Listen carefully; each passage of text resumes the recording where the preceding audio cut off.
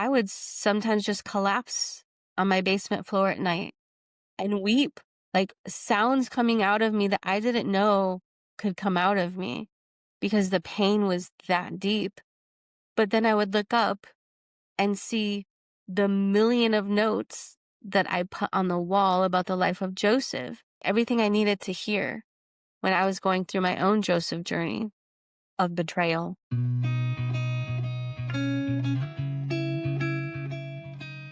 Hi, I'm Kristen Brunius, and this is the Overcomers Podcast. I am so excited for you to hear the stories of incredible people overcoming trials and turning them into triumphs. From everyday moms and dads to entrepreneurs to community leaders and beyond, you'll see how everyone has a story of overcoming, and those stories are what connect us all. Let's hop right in.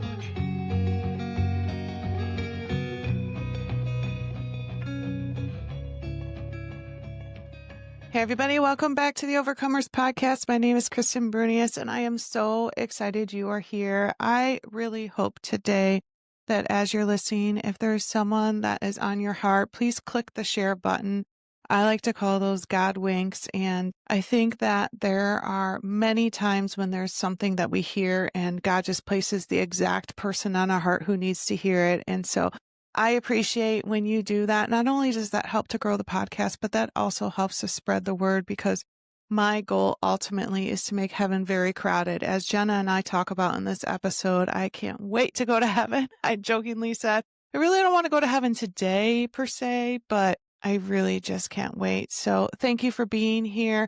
Do me a favor, click the follow button and leave a comment. That does really help to have more people hear about the Overcomers Podcast, because these stories are so powerful. And so, like I said, today we have Jenna on, and Jenna, as you'll hear us talk about, we had some spiritual warfare going into this episode, and I cannot wait for you to hear Jenna's message. So let's hop right into the episode. Hey, Jenna, thanks so much for being on. This is fantastic. And before we get started, I have to tell you guys that the last few days for Jenna and I have been a little bit crazy, even leading up to this recording. And I've had this happen with a few other episodes, and I'm not saying for like previous guests who've been on where this didn't happen that their message wasn't powerful, but there's been a few times in the last couple years of recording where I just like the Wi-Fi stops working, things won't upload. Stuff that I tried to schedule, things won't print, lots of things just happen. And I know enough about spiritual warfare to know that those things tend to happen when either the Lord wants me to shut up, or not the Lord, the devil wants me to shut up, or doesn't want my guests to say the things that they are about to say. And so Jenna and I, as we were doing our time of prayer and doing the sound check and things like that, we were talking about just the trials that we've already faced just getting here. And so, Jenna, I am so glad we made it. Me I too. might be a little sweaty because I'm like, holy cow, how much more stuff is going to be thrown at me. And Jenna's a little teary-eyed, and I have a feeling by the end of this episode, I might be joining you in the teary-eyed, but the Lord has something he wants you to say, and I'm honored to be the person on the other side of it that gets to hear it. So I am so happy you are here. I am so happy we connected.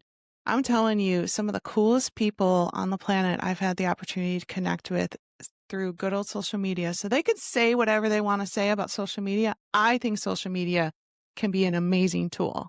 Yes. And this podcast and all of these awesome guests are evidence of that. So, Jenna, where do you want to get started? Probably at the beginning, I think would be a good spot. Thank you, Kristen, for having me on. It's an honor to be with you today as well. You know, I consider myself just kind of this average person who had an average life, except for God saw it differently. And so did the enemy.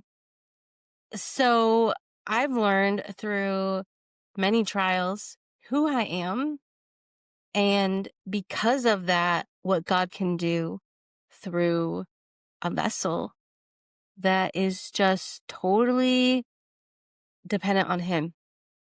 And so, a lot of my life growing up was like I was a Christian since forever, but it was very much the kind of religious head kind of relationship. I went to church. I wanted to be good.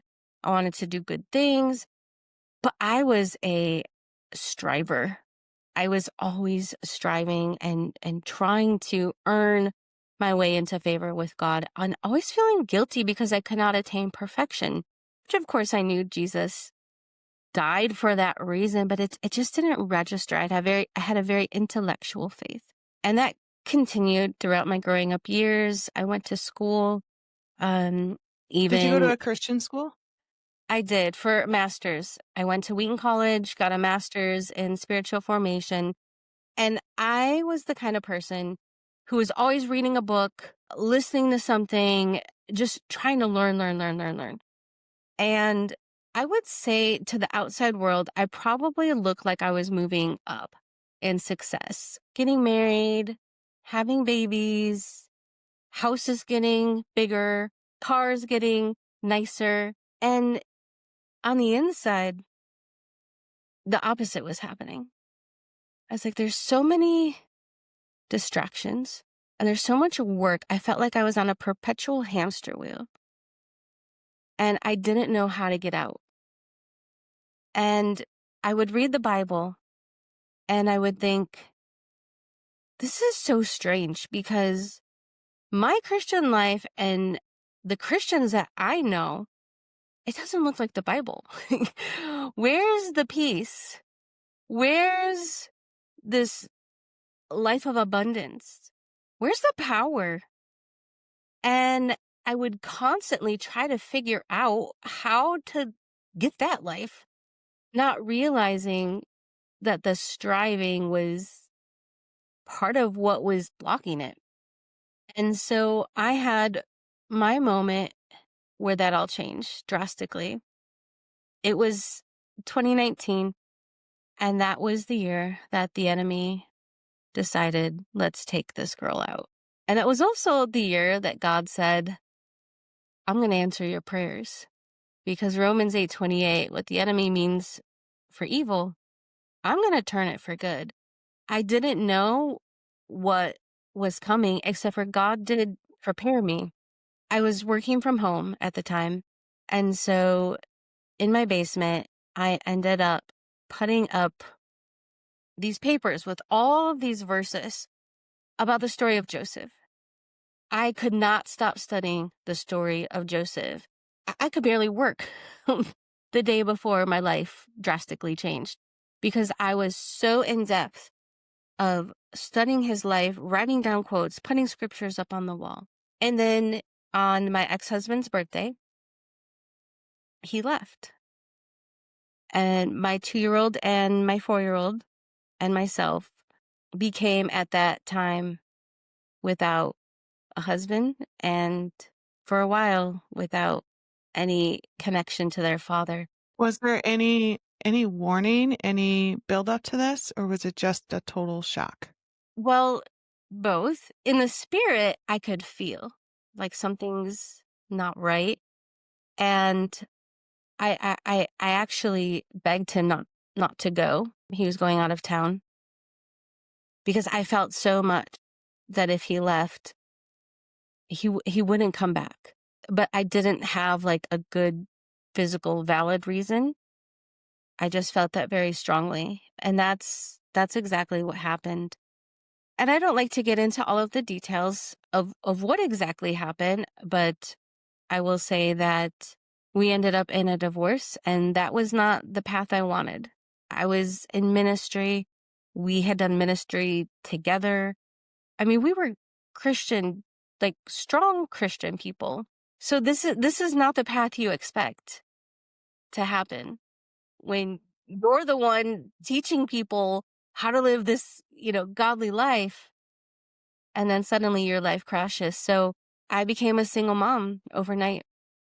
And the warfare that hit myself at that time was the worst it's ever been in my life, tangible. And it wasn't just dealing with what was happening in my marriage, that I really wanted to be saved, but you can't make decisions for other people. And I lost my job. And then the same day that he left, my parents had just closed on a house in another state. So they were far away. I was living in a new state, so I didn't have a ton of community. And then was going into losing the house because of losing the job. And also at that time, my closest human was my grandma. She died. So all of these things hit me. And for the first time in my life, I felt I could not fix it. I grew up being a very strong person, working hard. I always believed like I can stay up later. I can work harder. Well, this was my dying moment. The enemy did want to kill me. I did die at that time, but God actually used that for me to be reborn. I actually have a vision. I had a vision at that time that I feel like really makes clear what God was trying to do. I saw a vision of myself in a graveyard, and Jesus was there with me, and I was looking at all of these headstones, and on them was writing, naming promises, dreams, plans we had made for our future. One of those plans being I really wanted to homeschool.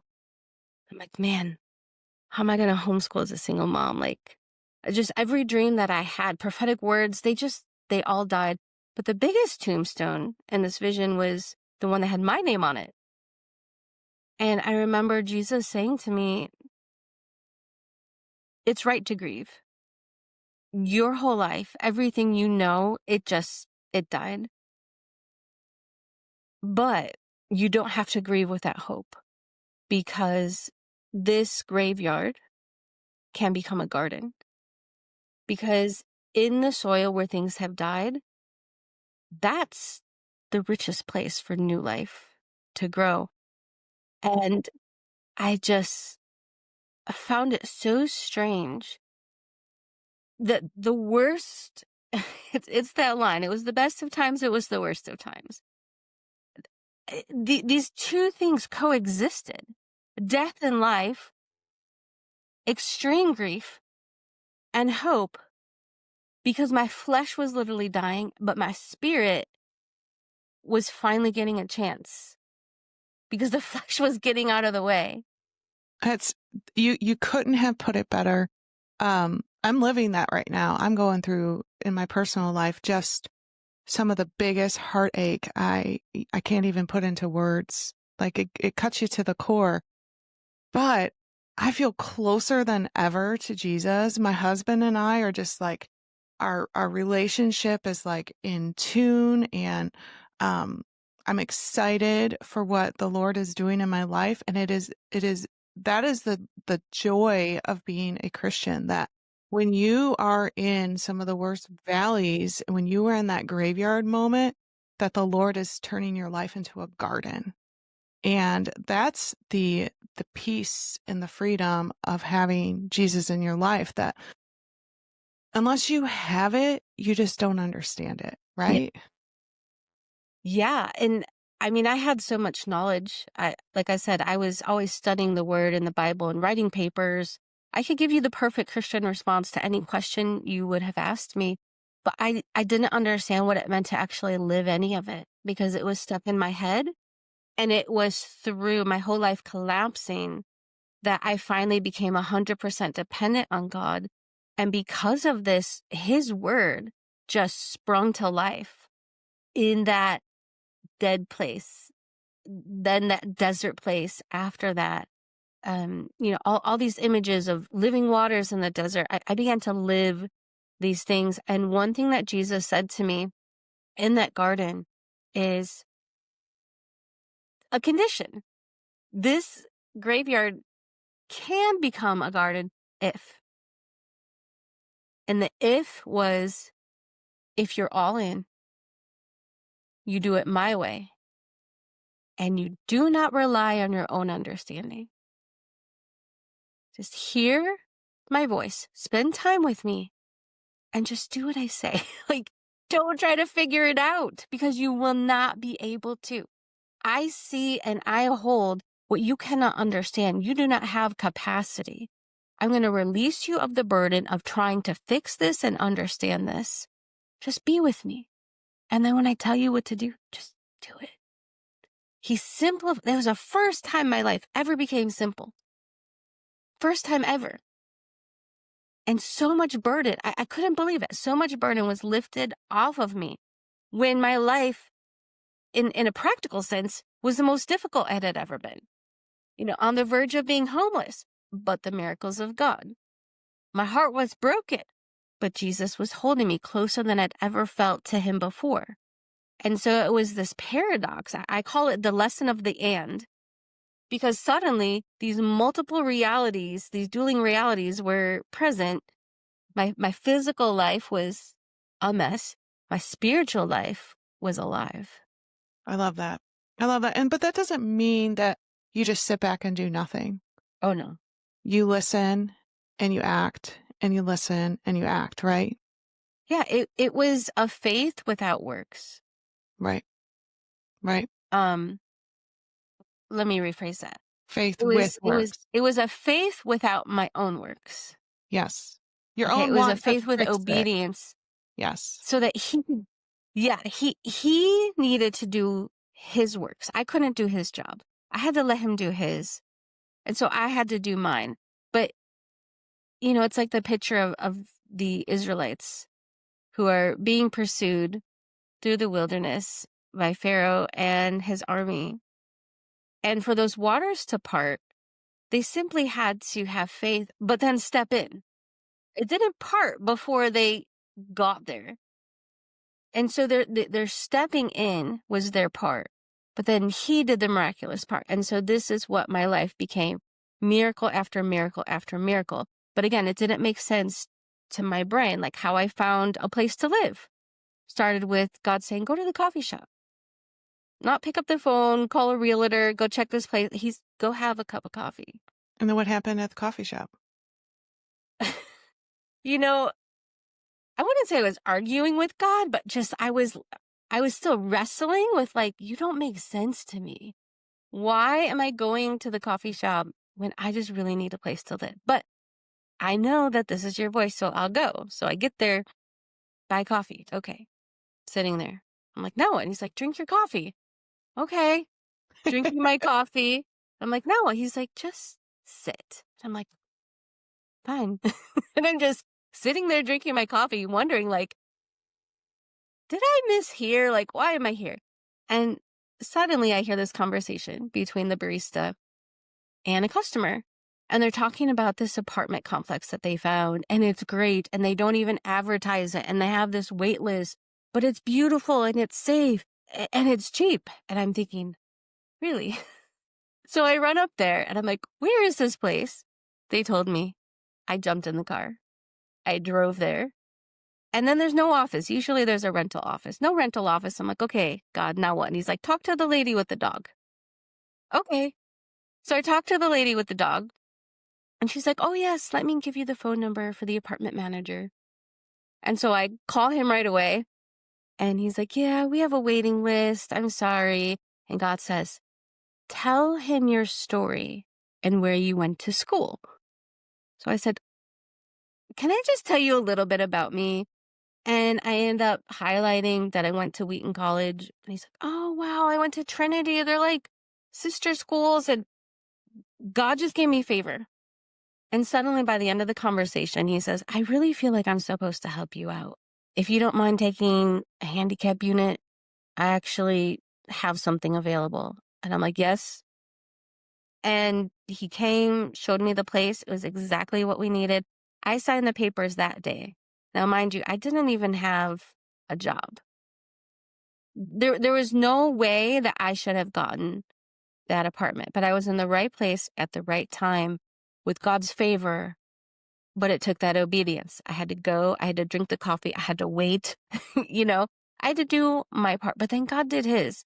And it was this beautiful refuge that my family needed for the next year of our lives. Yeah. And I think often in our busyness, we miss those prompts. Mhm. And it takes situations like what you were in where you couldn't fix anything.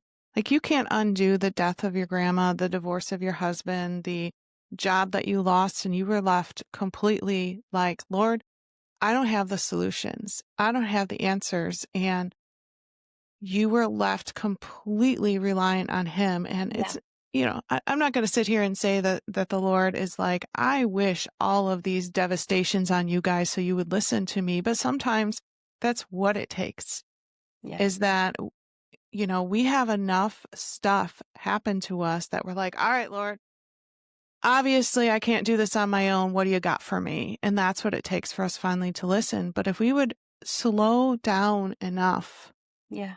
and take the time, in the morning. And I get it for the people who are listening who are like, I work full time and I have 4 kids and I run a ministry and I'm involved at my kids' school and I have an exercise routine and meal planning and we all do, but you can still find the time to Yeah. sit and give the Lord the opportunity to speak to you. And I commend you for doing that because I think there's a fixer in all of us that's like, I need to apply for the jobs. I need to look for the apartment listing. I need to. And instead you went and drank the cup of coffee. I drank the coffee. Yeah. I love coffee. So I'm down with that. I mean, that just even shows, I feel like, the goodness of God, because he knows that I love coffee too. Yeah. And so I had to be like unschooled from the striving because what he really needed to be able to do all of the miracles that he wanted to do in my life, he needed my surrender. And I was so strong in my own strength. There was never room for him. And so we all have different, I think, pathways of how we get to that surrender. Again, I don't feel like God caused these things to happen in my life, but he knew they were coming and he knew that was the perfect opportunity. He knew I was going to surrender where he could finally show off, like, Jenna, look at what I'm capable of doing in your life when you stop trying to do it in your own strength. And once I tasted that verse that says, taste and see that the Lord is good. Once I tasted of that goodness, I thought, oh my gosh, how did I miss this my entire life? Every paper, every book I read, everything I studied. And I'm not saying those things are bad, but they're supposed to be tools, not foundations. Foundation is Christ. And it's very simple. It's simple enough where Jesus said that the kingdom belongs to the childlike. Why? There's just a simple trust. And that's what happened in the collapse of my life was a simplicity. And so much power was there. Through that simplicity and that surrender came that supernatural power. I love that. I love that. So what happened next? So you found a place and you're learning these lessons. Mm-hmm. And then what happened? I mean, it just was like lesson after lesson, like the coffee shop story. I could spend 5 hours telling you. And then he did it again. And then he did it again. But it was like a series of testings, I feel like. The enemy would still come in and try to derail me. But God would say, no, no, no. I'm going to actually use this to grow you, to shape you, and to promote you. Every time the enemy feels like he's going to put a rock in your path and you're thinking, oh, great, it's another obstacle. James 1, consider it joy when these trials of various kinds come into your life because of what it's producing. It was a time of producing. I really went to the secret place a lot. And throughout my whole life, I had gone to the secret place. And I don't know what people think of when they think of the secret place. What is the secret place? For me, it was just the place where I would go to be with God. And so it was literally a bench in a garden was my secret place. I would just, close my eyes in prayer. I would see myself going to the bench with Jesus. We would have a conversation, we would talk, and then I would get off the bench. Well, when I went to the secret place, when all of these things were happening in my life, Jesus walked up to me and he said, "Are you finally ready to get off the bench?" And I'm like, "What? There's something besides the bench? Where are we going?" And so, what happened is a metaphor, but also a reality for what was happening in my life. He took me off the bench and we began walking down a garden path. And it was beautiful and manicured, but then we kept walking until we were eventually out of the garden. Now we're in a forest and it's a nice trail. Then it's a rugged trail. Our pace is quickening. Now we're kind of jogging. Now there's no trail. Now it's like we're in a jungle.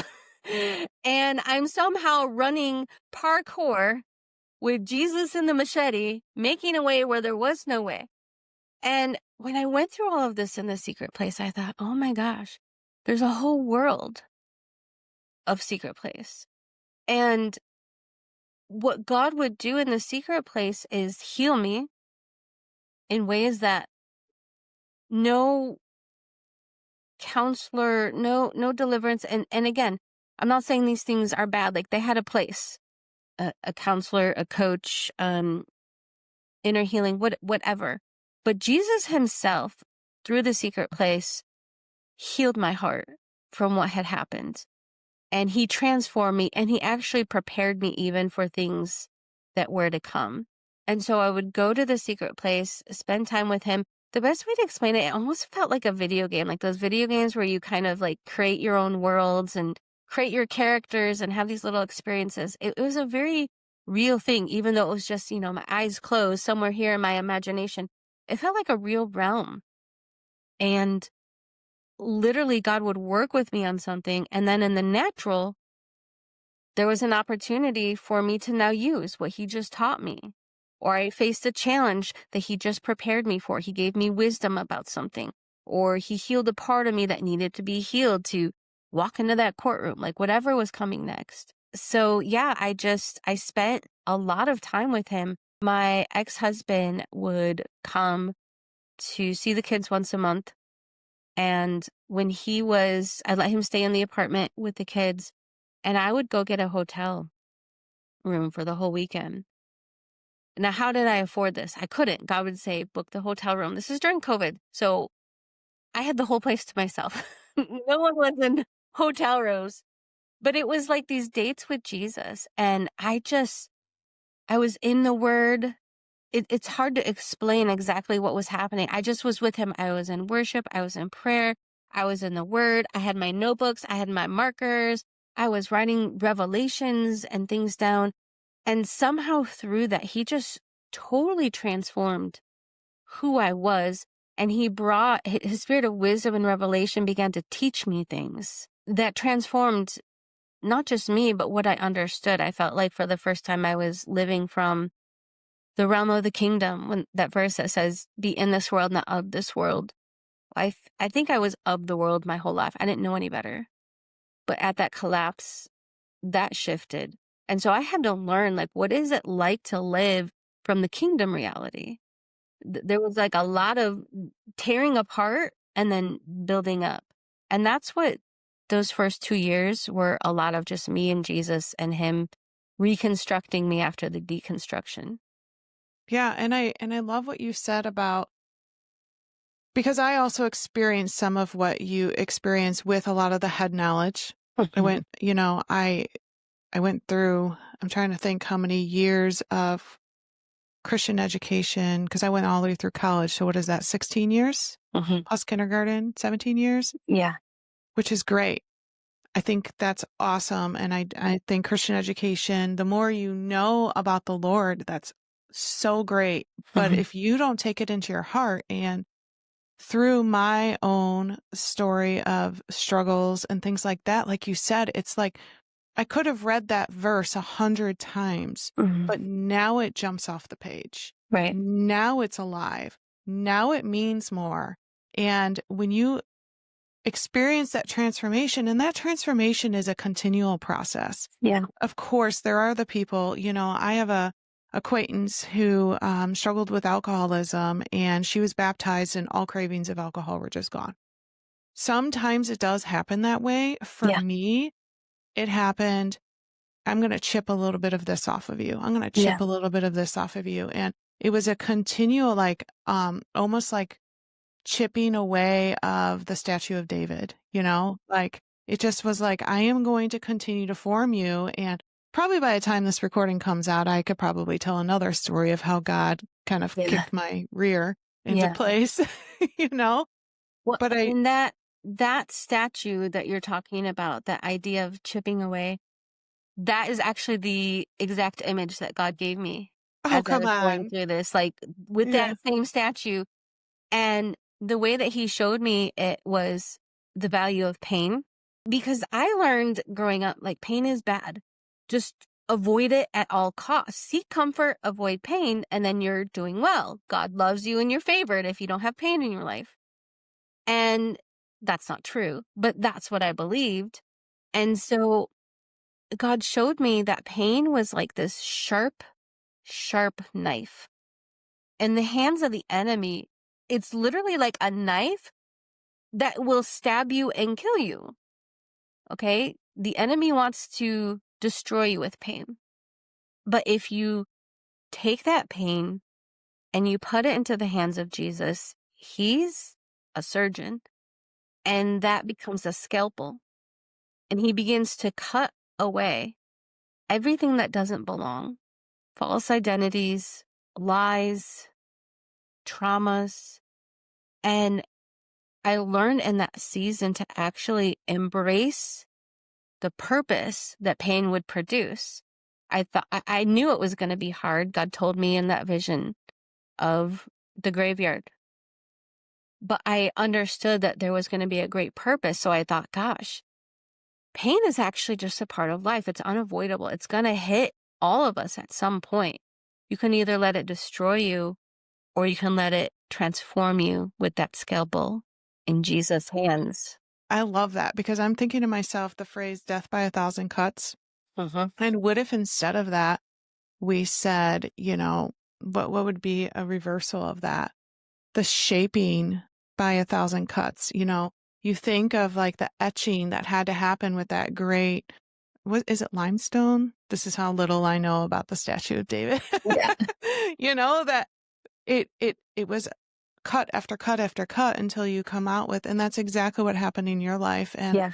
many of the people who are listening can relate to exactly what you said. What the enemy thought would break me just made me stronger. Yeah. And totally transformed you. And the word started to jump off the page, and he started to use you. But it wasn't easy, I'm sure. No, and that was the part that my human mind could not wrap around, was that duality. It's like, in the natural, this pain is unbearable. I would sometimes just collapse on my basement floor at night and weep, like sounds coming out of me that I didn't know could come out of me because the pain was that deep. But then I would look up and see the million of notes that I put on the wall about the life of Joseph. As I began the podcast telling you about before my ex left, I had plastered on the walls everything that would sustain me, everything I needed to hear when I was going through my own Joseph journey of betrayal. So for the people who aren't super biblical, tell us a little bit of the story of Joseph. Yeah. I mean, he's favored by his father. He has these dreams. His brothers are bowing to him. And he's excited about it. Look, I got the favorite code. I'm having these dreams. You guys are going to bow down to me. I don't know if he was, a little bit cocky in his youth. But his brothers certainly did not like what they were hearing. I think they were more than annoyed because they plotted to kill him, some of the brothers. And some of the brothers said, no, don't kill him. Just let's throw him in a pit and leave him for dead. And they took that coat and put blood on it, brought it to the father and said, your son has died. And they ended up going back and selling Joseph as a slave. And so it's like first he had the promise, this prophetic coat that then is covered in blood. And then he's betrayed by the people who are supposed to love him, his family. And now he's a slave. And I believe that this journey he had to go through was part of his formation. It was part of his shaping, because the promise was that he would be in a position someday of great authority. Now, when he's in prison, he's falsely accused of, raping the wife of Potiphar, who was the master of his home. But like everywhere he went, he found favor. And he would be lifted up only to be thrown under the bus again, whether it was a false accusation or someone forgetting about him. He ends up in prison because of this accusation, because, he didn't take on the advances of his master's wife. And then he interprets a dream. And he's like, don't forget me. Help me get out of here. And he's forgotten. So, he just really goes through a lot. He's in the pit, he's in the prison, and he has this promise, and it seems impossible. Like there's no way out. But eventually, Pharaoh has this dream that's totally terrorizing him, and he can't figure it out. And then I think it was like 2 years later, I think it was the baker that was in prison, maybe with Joseph, remembers, oh, I met this guy in prison. He was great at interpreting dreams. Maybe he can interpret it. And that was Joseph's moment.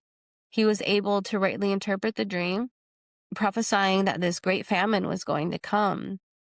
And he ended up moving into the position of being the second-hand man and preparing for this famine that was coming, that would eventually save not just Egypt, but the whole nation of Israel.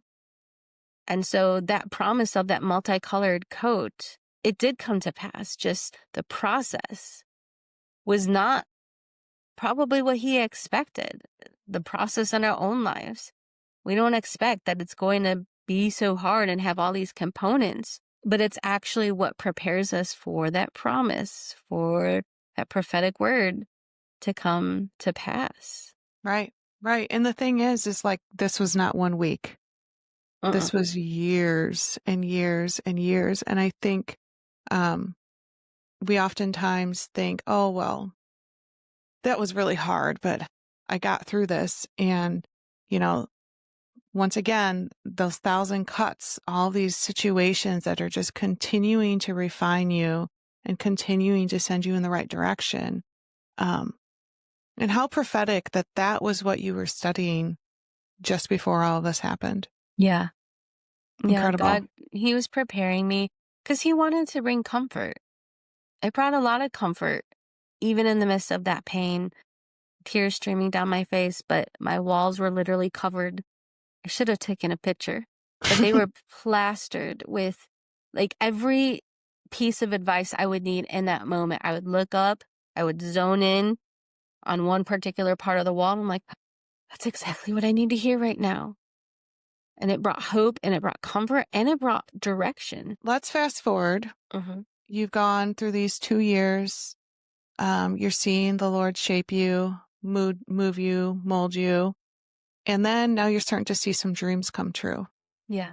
Talk a little bit about that. Yeah. So I was in Michigan, but I was born and grew up in Chicago. And the Lord one day told me to leave my safe little space, that special apartment that he had provided us. And he said, go back to Chicago. That's where the kid's father was. And okay, I'm in Chicago now. There's things I love about it. But when I left, I did not plan on coming back. Like, I really liked being in Michigan and the slower pace of life and the beauty. And he said, you need to go back. And I didn't have a job at that time. Like, I was working different jobs, but it was COVID season. So things were just a little wacky around the world. So I ended up, again, by faith, getting a moving truck and filling it up and began driving to Chicago. And I didn't really know where I was going to live. And God reminded me of a lady that I met one time at a worship event. It's like, call her and see if that little house that you saw that one time you visited is by chance for rent. I mean, how random is this? So I And you had to called drink her. a cup of coffee too, right? Yes, absolutely. Coffee in one hand, phone in the other. And she's like, actually, the people that live there are moving and they need to find someone to move in ASAP. And so by the time I arrived to Chicago, I had had a conversation and I had a place to live. And so that began my next season. So back in Chicago, now I knew that I was moving into a season where God was going to have me step back into parts of my destiny, parts of promises that He made to me that I thought were dead. I actually, uh, during the collapse of my life, I would make a lot of video diaries. I'm a writer. So I used to write, but when that happened, I got writer's block for 2 years. I couldn't write anything at all. And so I have all of these videos that I go back and watch of just me talking basically to God through the midst of the pain. And one of the things that I was really sad about in one of the videos was this idea of I want to homeschool my kids. I feel called to a movement, not just for my kids, but for children in general. I have a background in teaching. I taught in public school, private school for many years. And my dream was to homeschool my kids. And I couldn't do that yet. But I found something that I didn't know existed called micro schools, which were just starting to get off the ground. And I thought this might be a great solution because if I can get a job at a micro school, then I can perhaps educate my children the way that I feel God has given me blueprints for, just a biblical discipleship kind of model, where it's not just the head knowledge. The framework He told me is head, heart, hand. So you teach, yes. The mind needs to be renewed. You do have to study. The academics do matter. But if you don't have heart, if there's not some kind of transformation happening in the person, and then hands, if you're not doing something with that, like you have a destiny, you have a mission, God's word is meant to be lived out, not just studied and memorized. And I thought micro schools might be the perfect way to actually teach in this way because there was a lot more freedom. For the listeners, may I interrupt you? Can Mhm. you define a micro school for those who don't know? Yeah. So a micro school would be a collection of learners. I mean, it could be 3 students, it could be 300, but they are learning using like the same curriculum. So it's not the same thing as a co-op where you just meet once a week, but everyone's kind of doing their own thing. So they're using a shared curriculum, but it's very much a homeschool style because it's still very individualized instruction. And they meet together regularly to do school together. So do they meet every single day or is it just a couple times a week? Like what, help me understand the difference between this and a co-op. I guess a co-op, everyone has their own curriculum is what you mean? Yeah, a lot of the co-ops, the kids are homeschooling and they're coming to a co-op maybe 1 or 2 days a week, kind of for supplement. The micro school is you have teachers who are usually being paid who are doing the education. So you're not homeschooling. It's like you're sending them to school, except for it's like the homeschooling philosophy where it's individual, it's multi-age. And so it's kind of this idea of the one room schoolhouse. And And it's based on levels. So you just meet the child where they're at, you meet them basically. where they're at. Yeah. And And And I'm speaking very loosely about micro schools because the beauty of micro schools is there's so much freedom and flexibility. Each one could look totally different. You might have a micro school that's only focused on early childhood education. You might have one focused on high school or K through 5. And so you will see many different models of how they run it, but that's part of how I would define it. You have the flexibility to do school based on the community and the needs of the learners. Got it. Got it. So did you start working at this micro school at this point? I did, yeah. I'd connected with an old friend, someone, it was actually a parent that was, gosh, her son was in kindergarten when I taught kindergarten like many years ago. And I went to his high school graduation and I brought his little kindergarten report card and with my comments, my prophetic comments from before, and was like a surprise guest. And so I reconnected with this mom there and she was running a micro school. And when I talked with her, I remember thinking, oh my gosh, I need to be doing this. But at the time I was thinking that's not going to pay enough. But God made it very clear, this is the direction I'm moving you. I want you to stop doing the contract work that you're doing, which I was making decent money, and go do this micro school. And and she told me, I don't know if I'll be able to pay you. There's no promise of a paycheck. This is all, we have to do fundraising for everything. But we both felt like God was saying, go teach. And so I went and, as God always does, when you obey, and then you see how the provision comes. That's at least how it is for me anyways. So we had a mystery donor donated money for me to have a part-time salary. And so that was my first introduction to micro schools. I worked there part-time as a teacher, and I really actually needed this for my daughter. I mean, it was something that I had felt called to, but what I was really looking for is my daughter was in a private school, a good private Christian school, but she was struggling. And I was losing her. She was sad. She's a very joyful, bubbly, happy little girl. She was losing that light and she was losing her smile. And she began to have panic attacks at night, saying, I don't want to go to school tomorrow because everyone's smart and I'm not. It wasn't individualized to her pace. The class was just moving along and she was like the little fishy behind who just couldn't swim fast enough. And it was destroying her confidence. She began to hate school, hate learning. She shut down and just began to start believing a lot of lies about herself. And I knew as a mom, I had to change her environment. And so this is where I was in that wrestling with how can I homeschool and work? So I find the micro school, I'll go teach there. I'll do writing on the side so I can bring her with me. And so I pulled her out of the school in December, started her in January, and we just slowed everything down.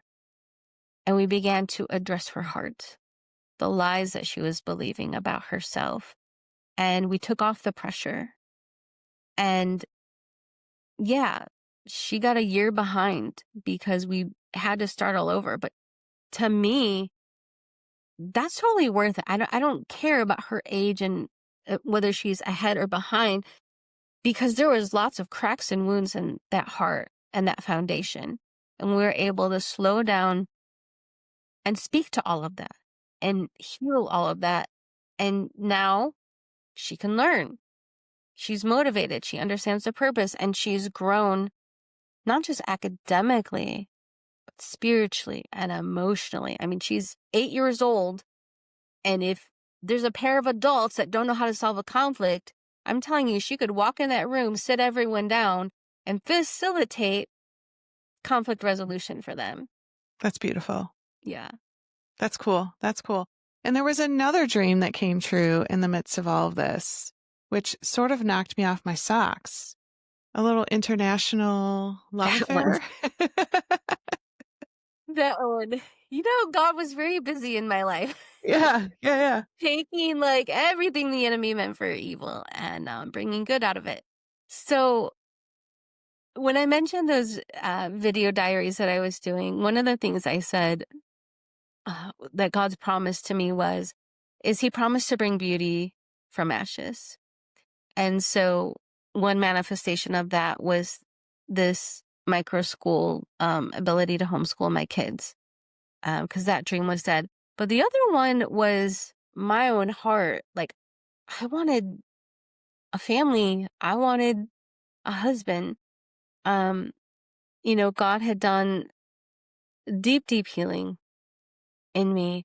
And I mean, to be honest, if I go back when I was first in this healing journey, I didn't desire to remarry. I just was like, can I just hide Jesus and I the rest of my life? I was so cozy in that secret place. I'm like, I don't want to come out.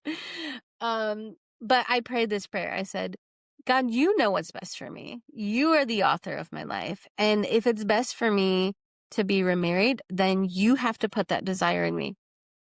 Kristen, I woke up the next morning, like, I want to get married. I'm like, what? It's happened that fast. So yeah, I had the desire in my heart, okay? But then this thing that happened, I didn't realize was connected to what would become a love story for me. I was praying one day and God said, I'm going to give you a heart for a nation and for a people that I care about. I said, okay. And he said, I want you to start praying for the people of Pakistan. Okay. That's random. Super. And not just random, but if I can just rewind for a minute, I wanted to be a missionary right out of high school. I went to training at a missions organization. And I remember them saying, where in the world do you want to go? I said, I don't know, but I'll tell you where in the world I don't want to go. If it ends in Stan, don't send me. Pakistan, no Afghanistan, no Kazakhstan. And if you're from one of these places, you are a beautiful people. But I was like 20 and I was afraid. All I knew was like the news. I'm like, that's a dangerous place for like a young girl to go. So I actually had a fear. How old are you, may I ask? Do I have to? Are you in No, your 40s? I'm in my 40s, yeah. So, I mean, you had experienced September 11. Yeah. And so what the news and the whole world told us was Yeah. that those people are bad and evil. Yes. And yeah. Yeah. I had a bias of fear. So when God said, I want you to start praying for these people, I literally said, I can pray. That's easy. It's not like you're going to send me there. Ha ha ha. And spoiler alert, I've been to Pakistan. So I began praying for these people and weeping. Like, God just shares his heart for this people I've never met. And he said, first, I'm going to give you a heart for my people. Next, I'm going to give you a window. So after interceding, weeping, praying for these people for 2 weeks, suddenly one day I get like 100 friend requests on Facebook from people in Pakistan. And like a moment. And I'm like, what is this? Did you think you got hacked? I didn't know what was going on, except for God just had me praying for them for 2 weeks. And so normally I probably would have not accepted 100 friend requests from people of another nation that I don't know. But I was just going, accept, because God was preparing me. I knew he was doing something. And so I was just ministering to people, praying for people. And one of the people that I connected with caught my attention. There's something about him that I'm like, I mean, okay, I'm going to tell you the truth. The truth is, if I believed in love at first sight, I would have said that's what happened, even just when I saw his picture. But I did not believe in love at first sight. And so I could not have told you that's what was happening. In fact, it scared me. I thought, oh no, why do I feel something for this guy? It must be a distraction. I have to just like be all about business here. But God just made it so clear that there was something he wanted to do with this connection. He worked with, I'm not going to say the name of the missions organization because he's still there and it can be dangerous for them to be connected to the missions work that they're doing in a Muslim country. But it was a missions organization that I'm very familiar with. And so I felt that God wanted me to do some volunteer work because I always tithe something. I didn't have money at the time, so I would tithe time and talent. And I felt God was saying, I want you to volunteer for this missions organization as a writer, help them with their newsletters. And so I was working with this guy, Asher, who was the lead of the team there. And God said, okay, now it's time for this window to open up. You know the people, you have my heart for them. I want you to see what's happening on the ground. And so he would, take his phone and take me around with the video and show me what's happening there and the work that they were doing so that I could write about it. And my heart it broke for the devastation I saw of some of the conditions that the people are living, some of the poorest of the poor, and not just the physical living conditions, but some of the spiritual conditions, the lack of hope, like no clean water, kids who are stuck making bricks all day from morning until evening. And I saw that this man and his team, not only were they doing great humanitarian work, but they were putting their lives on the line. And I thought, this is Christianity. Like, there's a cost to what they're doing. And so I just really admired this man, and I began to ask God, like, what's happening? Like, I'm feeling all this stuff. Like, are you sending me to Pakistan? I don't understand. Am I going to become a missionary there? And I kept doing work for this guy because we just got along really well. And he said, can you help me with a business plan? And I said, sure. He explains his business plan, which he said was an idea from God. And my jaw dropped because this business plan was in my journal from 2019 when I was just living in the secret place, writing down everything God told me. Like every detail of his business plan was already in my journal. And so I'm like, okay, God is definitely doing something. And I remember him saying to me, Jenna, your eyes, your eyes tell me what your mouth doesn't. I'm like, what do you mean? Because again, love at first sight that I don't believe in. So I show up always with like a very straight face. Like, I don't want to smile at him because I'm like, this is ministry. This is business. Like, I'm not going to like this guy. And he's like, I think you like me. I'm like, no. You're not allowed to see that in me. And he's like, would you pray and just talk to God about me? Have you done that? And I'm like, not in that way. And so I talked to God. I'm like, are you doing something with this guy? Like, am I supposed to be open to something beyond like a ministry? And God's like, I'm so glad you asked. Yeah, I want you to be open. And he didn't tell me that day this would become your husband. He just said, be open to what I'm doing. Because he wanted it a day at a time, every time. If he told me too much, I might just try to run the race without him. I had to stay dependent daily. And so that relationship grew. And this man became my best friend.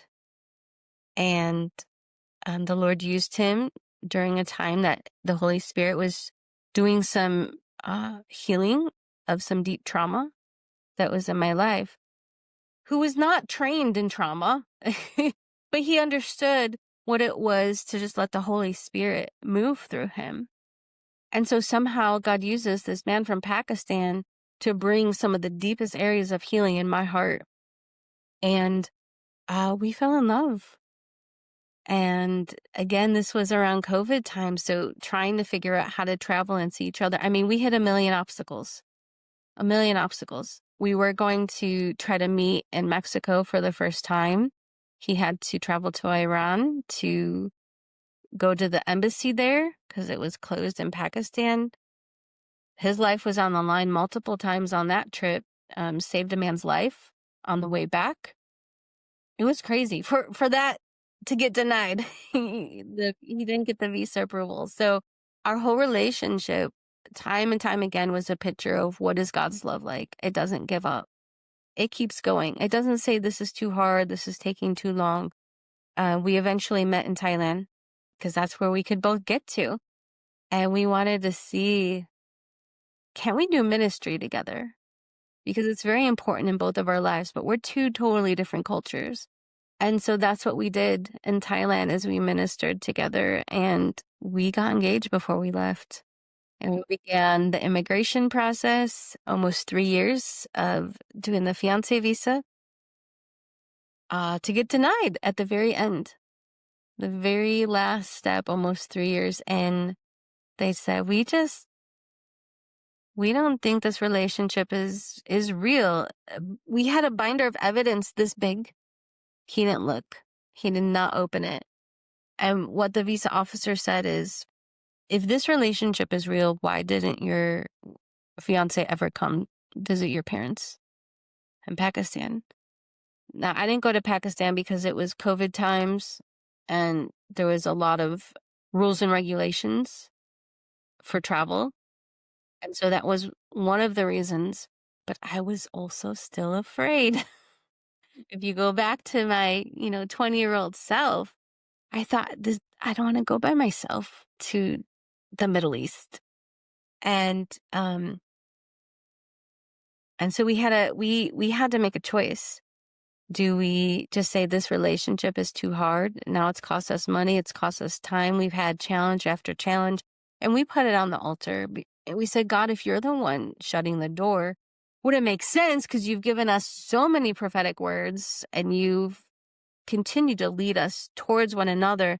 But we put it on the altar and we gave it up. And then through prayer and fasting, God just brought it right back. And he said, I want you to know what my love is like. It doesn't give up. It doesn't say it's too hard. It's taking too long. And so I ended up facing my fears, getting on a plane, flying out to Pakistan over spring break. I had 1 week vacation and I got married. And it was the opposite of what I expected after I worked through all those fears. It was the warmest people. They literally treated me like royalty. There was so much beauty that I saw in the culture and in the people, even like the dresses. And I mean, gosh, they make you feel like a princess at a Pakistani wedding that doesn't seem to ever end. So yeah, we're working on a spouse visa now. So we're still apart, long distance relationship, but God has used it to not just give me the man of my dreams, really, but it again was through this pathway of trials and challenges, but it's been worth it because we have a strong foundation. Well, and the one thing I wanted to add about other countries is I think the news gives us an impression, and we have to remember that it's not typically or almost always the people that are bad or evil. It's the leaders of the countries, and there's a lot of countries, not just the ones that end in stan, that can seem kind of scary, but it's not the people. Mm-mm. It's the heart of most people is good. I mean, we're sinful, but we're good. Yeah. And so I love that you got to see that because the world is a beautiful, beautiful place. Yeah. So Yeah, I was crying when I was there, like repenting. I actually cried and repented to a group of the missionaries that I was meeting with, just on behalf of myself and other people from the West who have made judgments against them. Because what struck me wasn't so much our differences, although there are differences, a lot of them, and the culture and the place and the food. Their food is way better than ours, in my opinion. But what struck me was the similarities. Like, we're all humans. We all have, blood and bones, like souls and spirits. And they just want the same things that we want. They want to be loved. They want to have purpose. They want to laugh. They love children. And I just thought, this is really beautiful. Like, I understand a little bit more about what heaven is like because the diversity is beautiful, but the unity and what we have in common is just as beautiful. yeah. May I tell a little story of Guatemala? Is that okay? So last summer I went to Guatemala with my daughter. I think I've shared with on this platform if I haven't. My two daughters are in a dual language program, which means starting in kindergarten they go to school basically in Spanish. Mm-hmm. And at the end of their 8th grade year, last year for my oldest daughter, we took a group of kids to Guatemala. Now this year my second daughter went with my husband. I didn't go on this trip, but it was exactly what you said we saw is that you take this group of kids, which, I mean, these are highly educated, bilingual private school kids who are now in a third world country with kids who are living in severe poverty. And there was a soccer field and it was like all barriers broke down. You know, you've got these Guatemalan children that are playing in whatever shoes that are available, dress shoes, sandals, you know, boys wearing whatever, girls wearing whatever. And then you have these American kids and so they start playing soccer. And it was helpful that they could all speak Spanish, but even if they couldn't speak Spanish, it just all barriers were broken. Mm-hmm. And they were just kids playing soccer. And in that moment, first of all the trials of having my kids go to school in a different language just became completely worth it. But second of all, I just was in awe and I had the same experience that you're talking about that I'm like, this is what heaven's going to look like. Yeah. Heaven is not going to be one race, culture, background, you know, whatever. It's going to be a whole bunch of them all mixed together. Yeah. And if we get too caught in our cultures and our creeds and our traditions, like sometimes we can forget that Christianity around the world from country to country and culture to culture looks very different and all of them are right. Yeah. And they're beautiful. So I love that. I can't, I mean, I don't want to go to heaven today, but I can't wait to go to heaven to see all the beauty. And I can't even imagine what kind of experience it was going to Pakistan. I would be terrified too, you know? Yeah. And the funny thing is, like, all of the fear was prior to the reality of the experience. Now, I didn't take this lightly. I had people praying. Okay. I had a whole team of people praying. I'm not naive, but God's presence was so strong.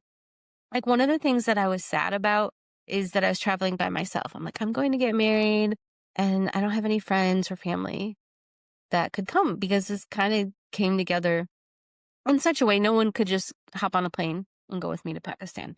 And I literally met people the whole time on my way there. I would sit next to the nicest people. It's like God planted these people in my path to say, you're not alone. You're safe. You're surrounded by friends because these are my children. I felt so much peace. Even when I got there, Asher, the name of my husband, he's like, I have a surprise for you. I'm like, okay. And there was a team there from the missions organization doing their discipleship training. And they were, you know, from many places of the West, from America, from Canada. There's some from Europe as well. And he brought me to the mall where everyone was eating KFC, which they love in Pakistan. And their KFC is actually better than ours for some reason. Most like McDonald's in Guatemala is amazing. The fact that they like completely destroy our food makes me so mad. But anyway, continue. Yeah, so good KFC chicken. And all these people are sitting there and he said, I know you were sad about not having friends or family. So these are your friends and family for this next week while you're here. They will be sitting on your side in the church at the wedding. And, you know, I got to do like the henna night where they put the tattoos with these girls that could speak my language and, you know, his sister as well. And it was just beautiful that he had been so thoughtful, but it wasn't just him. It was God. Like God gave him the idea. God was like, you're not alone. Whenever you travel with me when you do what I'm telling you to do, everything that you not just need, but even desire. Like what I needed was physical safety and provision. But what he gave me was so much more. He's like, no, this is going to be a special journey. And I will prove to you that I'm with you every step of the way. I love that. I love that. Well, that feels like a good place to end. Is there anything else that you want to add or some encouragement to give to the listeners? Yeah. Yeah, I just want to mention, had spoken about the purpose of pain. It is purposeful, like that scalpel that we were talking about. But I had learned to embrace pain so much because my life was just filled with a lot of pain and warfare that I'd gotten into the survival mode and I forgot about beauty. Even though I was having like these beautiful things happening in my life, a lot of my life was marked by warfare and challenges for 6 years in a row. And it wasn't until this past year where God said, Jenna, you forgot that life is not just a battle and it's not just warfare. And I'm glad that you embrace the pain to do its purpose, but like let go. And Ecclesiastes said that there's a time for all things. And he's teaching me now to pull back because I've been so mission minded because of what I went through. I'm like, gosh, life is important and time is short and there's important work to do. And this pain has prepared me. Now I'm not afraid of anything. And now I'm going to go and be a world changer. And he's like, except for the moments that I'm asking you not to be. Because sometimes I just want you to sit on your porch and look at the flowers and be with your kids.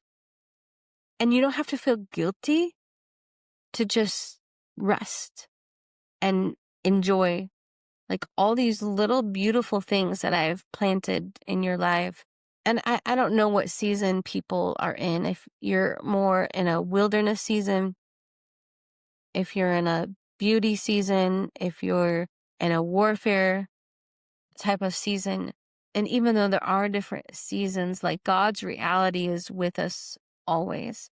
And so if you're in a push season because God has led you there, great. But don't forget to pull back.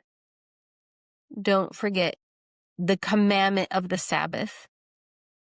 It's not a suggestion. It's a commandment because he knows that we need it. Like you were saying in the beginning, yes, our lives are busy until the moment that they're not. For me, it took a collapse of everything for me to figure out how to become not too busy. And again, I'm not saying God causes that, but it was a blessing. I needed it.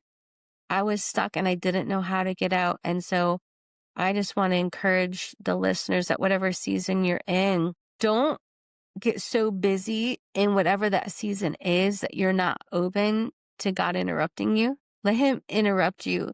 And sometimes when you feel like you're supposed to sit, he's going to say stand. And sometimes when you feel like you're supposed to run, he's going to say sleep. Just don't try to figure everything out. Just know him. Because these days that we are coming into, that we're already in and coming into, the Bible says that even the elect would be deceived if it was not for the Spirit of the Lord. And our relationship with him, yes, we can see him in the big fire like Elijah was looking for God, in the fire and in the storm and the wind. But it was that still small voice where he found the voice of God in that cave. And I think we really need to protect getting away from the noise and the clutter and the chaos and the schedules, to remember to hear that still small voice daily, moment by moment. Yeah, it's probably another podcast episode about all of that. But yeah, I just felt that was important to say to people, like, let God change your plans. Let him rewrite your agenda. Give him your agenda. We have to live surrendered because we don't see the big picture. We have little pieces of it, but he does. And I think we really need to heed hearing his voice and obeying even when we don't know what the heck he's doing or why. Yeah, and I guess what's really hitting me is the timing of what you're saying, because it's August. And as we've been sitting here, my daughter's texting me asking for my schedule or her schedule for school, and all the to-do lists are popping up in our head, and if we're not careful, we can get swept away in that. Yeah. And we can get so busy that we can't hear his voice. And so God is here in our daily life, in the small details, like the daily bread and the schedules and the back to school shopping and all of those things. But we got to slow down enough to hear it. So, Yeah. All right. Well, Jenna, I think we have a second podcast episode that we're going to have to get to, because there was a lot we didn't even get to. Yeah. And I think the Lord has a lot more for us to talk about. So we'll have you back. But for now, thank you. And thanks, guys, for listening. We'll see you next week. Yeah. Thanks, Kristen.